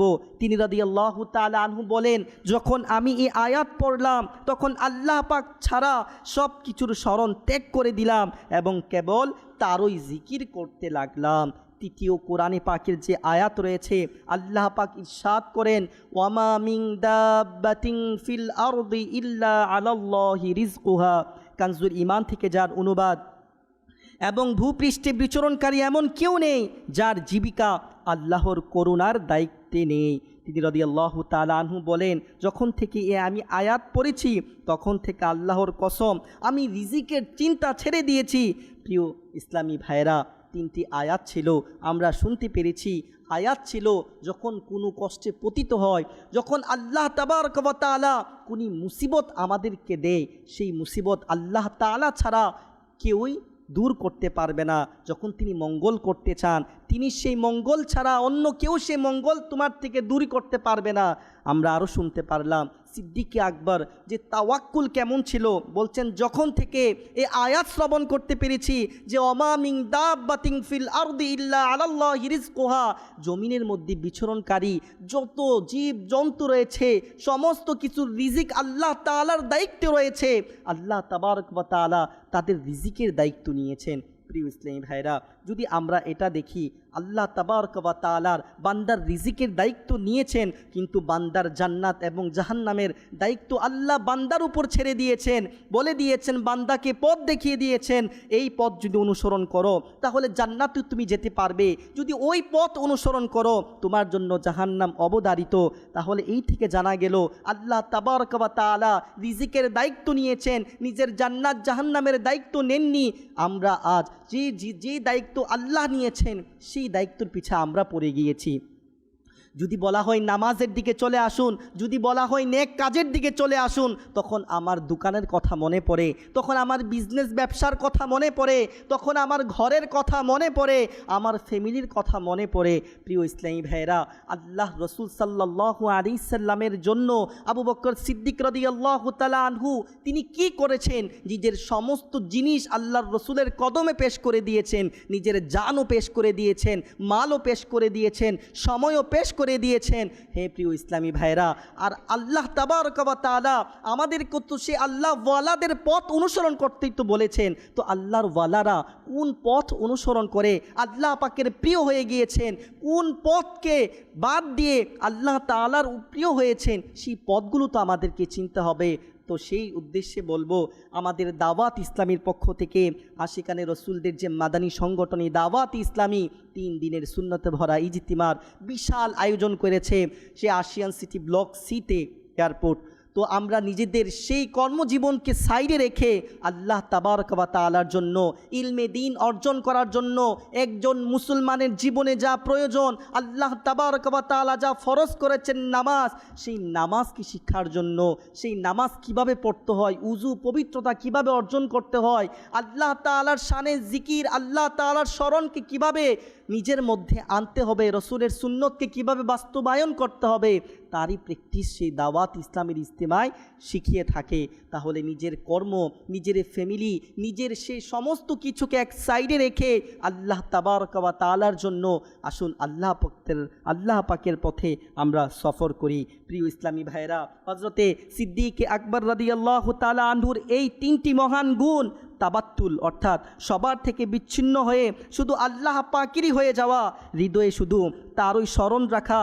দ্বিতীয় ছিল তাফউইদ অর্থাৎ নিজের সব কাজ আল্লাহ পাকের উপর সুপোর্ট করে দেওয়া এবং এই বিশ্বাস রাখা যে আল্লাহ পাক যা চাইবেন তাই হবে। এবং 3 নম্বর গুণ ছিল তাওয়াক্কুল অর্থাৎ আল্লাহ পাকের উপর পূর্ণ ভরসা রাখা। প্রিয় ইসলামী ভাইরা, এই 3টি গুণ খুবই গুরুত্বপূর্ণ। যে বান্দা এই 3টি গুণ নিজের মধ্যে নিয়ে আসতে পারবে সে শান্তিও পেয়ে যাবে, তার সফলতাও মিলে যাবে, উন্নতির দরজাতেও সে পৌঁছে যাবে, আল্লাহ পাকের বিশেষ সাহায্য সে পাবে, সমস্ত বিপদ আপদ থেকে সে রক্ষা পাবে। এবং আল্লাহ পাক যদি চায় এই 3টি গুণের বরকতে তার আখিরাতও সুন্দর হয়ে যাবে। প্রিয় ইসলামী ভাইরা, মুসলমানদের প্রথম খলিফা হযরতে আবু বকর সিদ্দিক রাদিয়াল্লাহু তাআলা আনহুর উত্তম গুণাবলীর মধ্যে একটি গুরুত্বপূর্ণ গুণ এই যে তিনি উত্তম পরিণতির জন্য খুব চিন্তিত থাকতেন। তার শাহজাদি অর্থাৎ মুসলমানদের প্রিয় আম্মাজান সিদ্দিকা বিনতে সিদ্দিক হযরতে আয়েশা সিদ্দিকা রাদিয়াল্লাহু আনহা বলেন, আমার সম্মানিত পিতা সকাল সন্ধ্যা একটি দোয়া করতেন। সেই দোয়াটিকে আসুন আমরাও শুনে নেই। তিনি দোয়া করতেন, আল্লাহুম্মা জাআল খায়রা উমরি আখিরাহু ওয়া খায়রা আমালি খাওয়াতিমাহু ওয়া খায়রা আইয়ামি ইয়াউমা আলকাকা অর্থাৎ হে আল্লাহ পাক আমার শেষ বয়সকে আমার জীবনের সবচেয়ে সেরা অংশ বানিয়ে দাও, আমার শেষ আমলগুলোকে সবচেয়ে সেরা আমল বানিয়ে দাও এবং আমার দিনগুলোর মধ্যে সবচেয়ে সেরা দিন ওই দিনকে বানিয়ে দাও যে দিন তোমার সামনে আমি আবু বকর রাদিয়াল্লাহু তাআলা আনহু উপস্থিত হব। তার খিদমতে আরজ করা হলো, হে সিদ্দিক আকবর রাদিয়াল্লাহু আনহু, আপনি তো রসুলের সাহাবী, মুস্তাফা সাল্লাল্লাহু আলাইহি সাল্লামের গুহার সাথী, আপনি এই দোয়া কেন করেন? তিনি বললেন, কখনো কখনো মানুষ সারা জীবন জান্নাতবাসীদের মতো কাজ করতে থাকে কিন্তু তার পরিণতি জাহান্নামীদের কাজের উপর হয়। আবার কখনো এমন হয় যে মানুষ সারা জীবন জাহান্নামীদের মতো কাজ করে কিন্তু তার শেষ পরিণতি জান্নাতবাসীদের কাজের উপর হয়ে যায়। হে আশিকানে রাসূল, কীরূপ শিক্ষণীয় বিষয় যে এই মুহূর্তে আমরা কি তার নিজস্ব একটি গুরুত্ব আছে, কিন্তু এর চেয়েও গুরুত্বপূর্ণ হলো আমাদের শেষ বয়সে, আমাদের শেষ সময়ে আমাদের কি হবে। আজ আমরা মুসলমান, খুবই ভালো কথা, আমাদের শেষ সময়ে আমরা কি সেই ইমানের উপর অটল থাকতে পারবো? আমরা কি মৃত্যুর সময় মুসলমান থাকতে পারবো? আল্লাহ না করুক যদি মৃত্যুর সময় ইমান নিরাপদ না থাকে, মৃত্যুর সময় মন্দ কাজের কারণে আমার মৃত্যু ইমান উপর না হয়, ইমান যদি আমার থেকে ছিনিয়ে নেওয়া হয়, ওই অবস্থায় আমাদের কি হবে? আমাদের কাজ যদি জাহান্নামীদের কাজের মতো হয়ে যায় তাহলে কঠিন পরীক্ষায় পতিত হতে হবে। একটি দীর্ঘ হাদিস শরীফ আল্লাহ পাকের সর্বশেষ নবী রসুলে আরবি সাল্লাল্লাহু আলাইহি সাল্লাম ইরশাদ করেছেন, আদম সন্তান বিভিন্ন স্তরে সৃষ্টি করা হয়েছে, তাদের মধ্যে কিছু মুমিন হয়ে জন্ম নিয়েছে, ইমানের অবস্থায় জীবিত ছিল এবং মুমিন হয়ে মৃত্যুবরণ করবে। কিছু মানুষ জন্মগ্রহণ করবে, এরপর তাদের পিতামাতার কারণে তারা মুসলিম হয়ে যাবে এবং কুফুরের অবস্থায় অমুসলিম অবস্থায় সে ইন্তিকাল করবে। আর কিছু ব্যক্তি এমন রয়েছে যারা তো মুসলমান অবস্থায় জন্মগ্রহণ করবে কিন্তু মৃত্যুর সময় তাদের মুসলমানিত্ব থাকবে না, তাদের ঈমান চলে যাবে, ঈমানের উপর মৃত্যু করবে না। আর কিছু ব্যক্তি এমন থাকবে সে তো কুফরের মধ্যে থাকবে, গুনাহের মধ্যে থাকবে, কিন্তু আল্লাহ তাআলার দয়ায় সেই ব্যক্তির মৃত্যুটা হবে ঈমানের সাথে। আল্লাহ তাবারক ওয়া তাআলা আমাদেরকে এই হাদিসগুলো যে শুনলাম, খুবই ভয় পাওয়া উচিত এই হাদিস থেকে যে আমরা মনে করি আমরা মুসলমানের ঘরে জন্ম হয়ে গিয়েছি, আমরা কামিয়াব, আমরা সফলতা পেয়ে গিয়েছি। না, আমরা সফলতা এখনও অর্জন করতে পারিনি। প্রকৃত সফলতা তখনই হবে যখন আমার আপনার মৃত্যু ঈমানের সাথে হবে। প্রকৃত সফলতা তখনই হবে যখন মৃত্যুর সময় পেয়ারা নবী সাল্লাল্লাহু আলাইহি সাল্লামের দিদার করতে পারবো। প্রকৃত সফলতা তখনই অর্জন হবে মৃত্যুর সময় যখন মুখে কালিমায়ে শাহাদাত পাঠ করতে থাকবো। প্রিয় ইসলামী ভাইরা, আমাদের কাজ যাতে এমন না হয় যে কাজে আল্লাহ তাআলা অসন্তুষ্টি, যে কাজে আল্লাহর রসুল সাল্লাল্লাহু আলাইহি সাল্লাম অসন্তুষ্টি, যদি মন্দ কাজ করতে থাকি, সেই কাজের উপর অটল থাকি, এমনও হতে পারে ওই কাজের কারণে আল্লাহ তাআলা রাগ করে সেই কাজের কারণে আমার মৃত্যুটা ঈমানের সাথে না হয়। আসুন, সময় আছে, দাওয়াত ইসলামী আমাদেরকে দাওয়াত দিচ্ছে, আসুন কল্যাণের দিকে, নিজেকে শুধরানোর দিকে। দাওয়াত ইসলামী এটাই চায় মানুষ যেন সংশোধন হয়ে যায়। তার একটি মাধ্যম সাপ্তাহিক ইজতিমা, তার একটি মাধ্যম হচ্ছে আশিকানে রাসূলের সাথে সফর করা, তার একটি মাধ্যম হচ্ছে নেক ব্যক্তিদের সাথে সংস্পর্শে থাকা। আল্লাহ পাক আমাদেরকে কবুল করে নিক। আল্লাহ তাবারক ওয়া তাআলা যা কিছু আমরা শ্রবণ করেছি এর উপর আমল করার তৌফিক দান করুক। পাশাপাশি সমস্ত সাহাবায়ে কেরাম আলাইহিমুর রিদওয়ানদের প্রতি আমাদের ভালোবাসা, সম্মান, শ্রদ্ধা যেন থাকে, সে দোয়া করি। আমিন বিজাহিন নবীল আমিন। সল্লু আলাল হাবিব সাল্লাল্লাহু তাআলা আলা মুহাম্মদ সাল্লাল্লাহু আলাইহি ওয়া আলিহি ওয়াসাল্লাম। আসুন প্রিয় ইসলামী ভাইরা, আমরা দাওয়াত ইসলামীর সাপ্তাহিক ইজতিমায় পঠিত দুরুদ এবং দুটি দোয়া পাঠ করে নিই। বুজুর্গরা বলেছেন, যে ব্যক্তি প্রত্যেক জুমার রাতে অর্থাৎ বৃহস্পতিবার দিবাগত রাত এই দুরুদ শরীফ নিয়মিতভাবে কমপক্ষে একবার পাঠ করবে, মৃত্যুর সময় রসুলে পাক সাল্লাল্লাহু আলাইহি সাল্লামের জিয়ারত লাভ করবে এবং কবরে প্রবেশ করার সময় এটাও দেখবে যে প্রিয় নবী সাল্লাল্লাহু আলাইহি ওয়াসাল্লাম আপন রহমতপূর্ণ হাতে তাকে কবরে রাখছেন। আসুন আমরা পাঠ করে নিই। আল্লাহুম্মা সাল্লি ওয়া সাল্লিম ওয়া বারিক আলা সাইয়্যিদিনা মুহাম্মাদিন নাবিয়্যিল আল উম্মিয়্যি আল হাবিবি আল আলি আল কদিরিল আযীমি আল জাহি ওয়া আলা আলিহি ওয়া সাহবিহি ওয়া সাল্লিম। হযরতে সাইয়্যিদুনা আনাস রাদিয়াল্লাহু তাআলা আনহু থেকে বর্ণিত, নবী করিম রউফুর রহিম সাল্লাল্লাহু আলাইহি সাল্লাম ইরশাদ করেন, যে ব্যক্তি দুরূদ শরীফ পাঠ করবে, যদি সে দাঁড়ানো থাকে তবে বসার পূর্বে, আর যদি বসা থাকে তাহলে দাঁড়ানোর পূর্বে তার গুনাহ ক্ষমা করে দেওয়া হয়। আল্লাহুম্মা সাল্লি আলা সাইয়্যিদিনা ওয়া মাওলানা মুহাম্মদ ওয়া আলা আলিহি ওয়া সাল্লিম। যে ব্যক্তি এই দুরূদ শরীফ পাঠ করবে তার উপর রহমতের ৭০টি দরজা খুলে দেওয়া হয়। সাল্লাল্লাহু আলা মুহাম্মদ। হযরতে আহমদ সাবি রহমাতুল্লাহি আলাইহি কতিপয় বুজুর্গদের থেকে বর্ণনা করেন, এই দুরূদ শরীফ একবার পাঠ করলে ৬ লক্ষ বার দুরূদ শরীফ পাঠ করার সওয়াব অর্জন হয়। আল্লাহুম্মা সাল্লি আলা সাইয়্যিদিনা মুহাম্মদ আদাদা মা ফি ইলমিল্লাহ সালাতান দাইমাতাম বিদাওয়ামি মুলকিল্লাহ। একদিন এক ব্যক্তি আসলো, প্রিয় নবী সাল্লাল্লাহু আলাইহি সাল্লাম তাকে নিজের এবং সিদ্দিক আকবর রাদিয়াল্লাহু তাআলা আনহুর মাঝখানে বসালেন।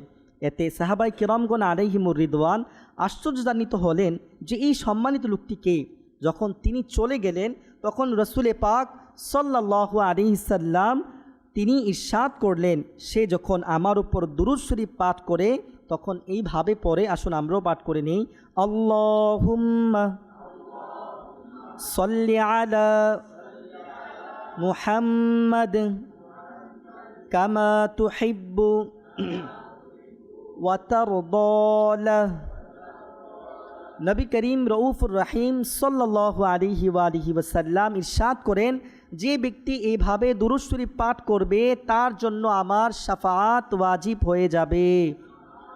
আল্লাহুম্মা সাল্লি আলা মুহাম্মদ ওয়া আনজিলহুল মাকআদাল মুকাররাবা ইনদাকা ইয়াউমাল কিয়ামাহ।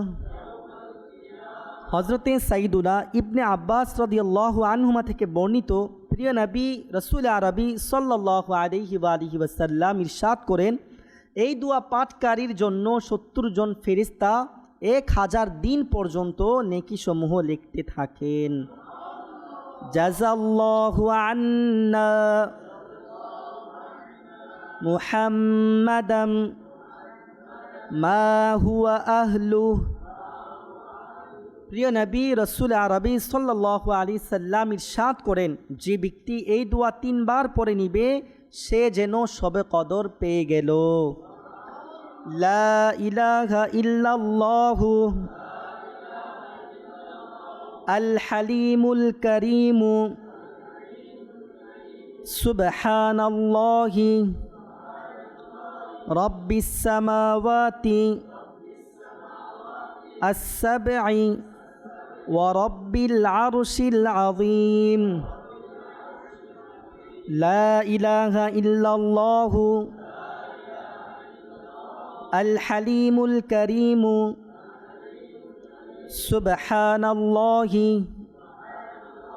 রব্বিস সামাওয়াতি আস-সাবঈ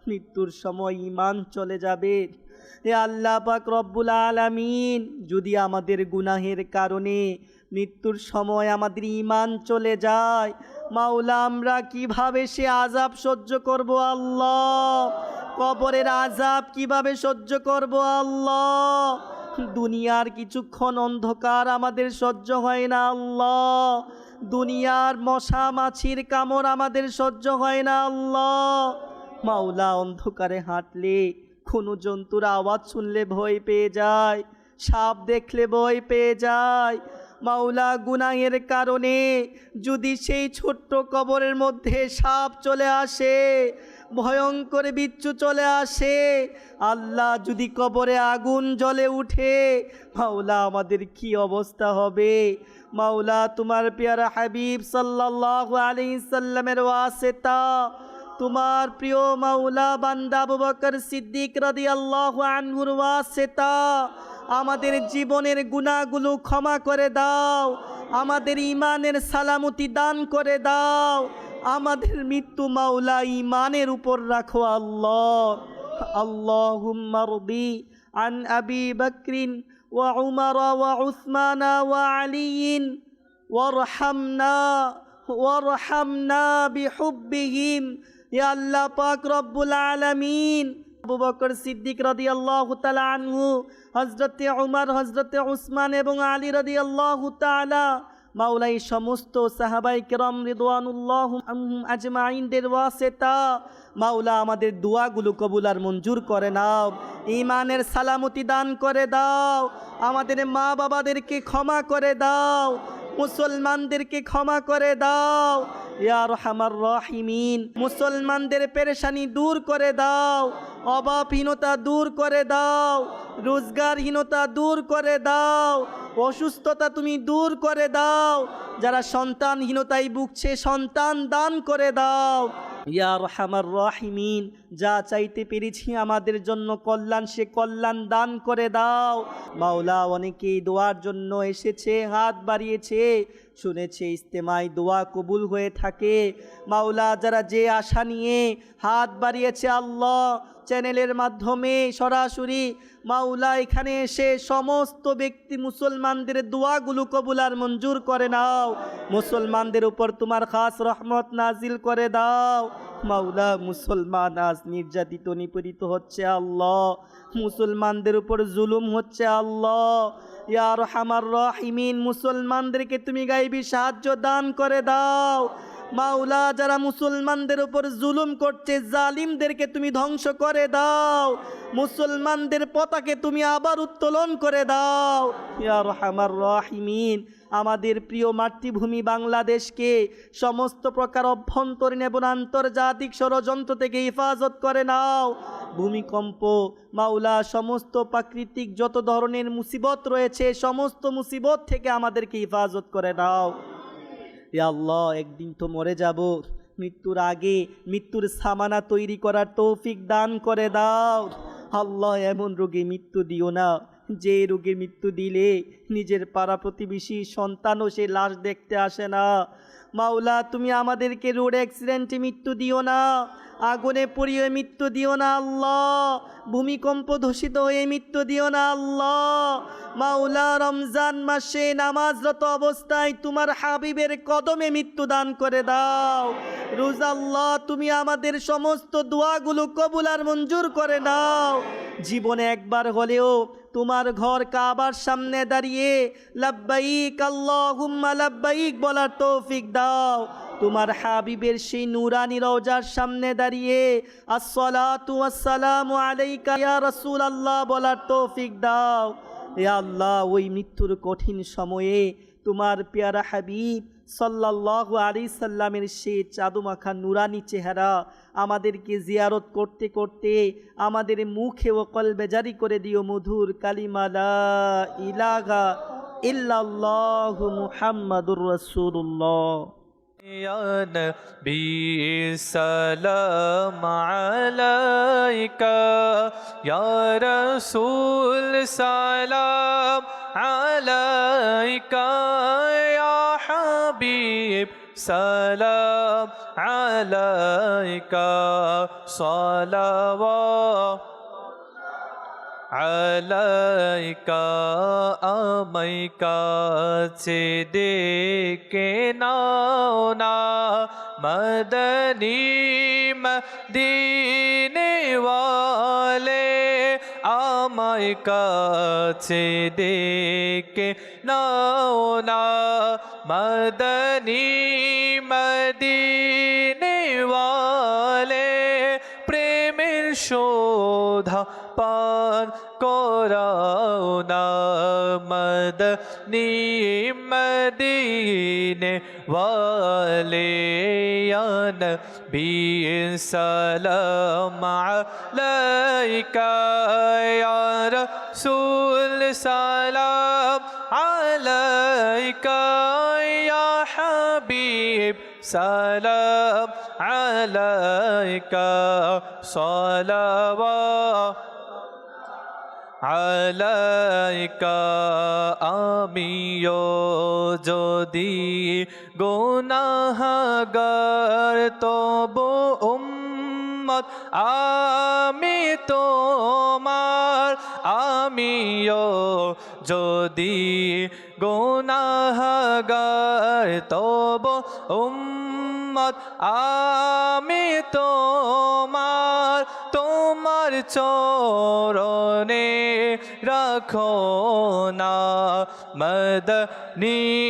মদিনে ওয়ালে ইয়া নবী সালাম আলাইকা ইয়া রাসূল সালাম আলাইকা ইয়া হাবিব সালাম আলাইকা সালাওয়াতুল্লাহ আলাইকা মুস্তাফা জানে রহমত पे लाखों सलाम शमअ बज़ में हिदायत पे ला हम गौसे आज़म इमाम तक़वन का जलवाए शान कुदरत पे ला मुस्तफ़ा जाने रहमत पे लाखों सलाम शमअ बज़ में हिदायत पे लाम डाल दे क़ल्बों में अज़मते मुस्तफ़ा सैयदी आला हज़रत पे हम मुस्तफ़ा जाने रहमत पे लाखों सलाम शमअ बज़ में हिदायत पे लाम जिसने नेकी की दावत का जज़्बा दिया जिसने नेकी की दावत का जज़्बा दिया उस आमीर अहले सुन्नत पे लाखों सलाम मुस्तफ़ा जाने रहमत पे लाम शमअ बज़ में हिदायत पे लाखों सलाम अस्सलातु वस्सलामु अलैका या रसूल अल्लाह अस्सलातु वस्सलामु अलैका या हबीब अल्लाह सुब्हानक अल्लाहुम्मा व बिहम्दिका ला इलाहा इल्ला अंता अस्तगफिरुका व अतूबु इलैक सुब्हानक अल्लाहुम्मा व बिहम्दिका ला इलाहा इल्ला अंता अस्तगफिरुका व अतूबु इलैक सुब्हानक अल्लाहुम्मा ওয়া বিহামদিকা লা ইলাহা ইল্লা আনতা আস্তাগফিরুকা ওয়া আতুবু ইলাইক। الصلاة والسلام عليك يا نبي الله وعلى آلك وأصحابك يا চারিদিকে হোক প্রসার